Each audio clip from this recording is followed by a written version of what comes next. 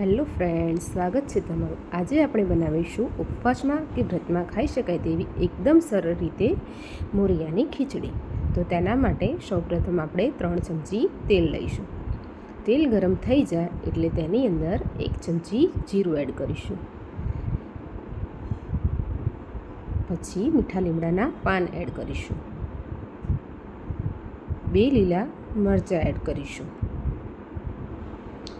2 medium સાઇઝના cut કરેલા બટાકા add કરીશું। પછી બરાબર મિક્સ કરી લઈશું। 2 ચમચી લાલ મરચું એડ કરીશું।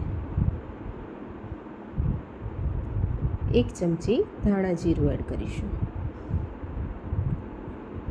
અડધી ચમચી હળદર એડ કરીશું। મીઠું સ્વાદ પ્રમાણે એડ કરીશું। બધા મસાલાને બરાબર મિક્સ કરી લઈશું અને થોડીવાર ચડવા દઈશું। તેના પછી વોશ કરેલો મોરૈયો એડ કરીશું।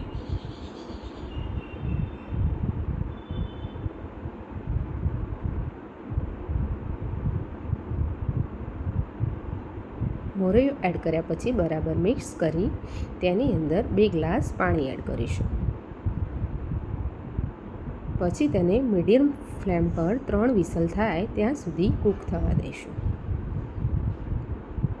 3 વિસલ થયા પછી તેને ચેક કરી લઈશું।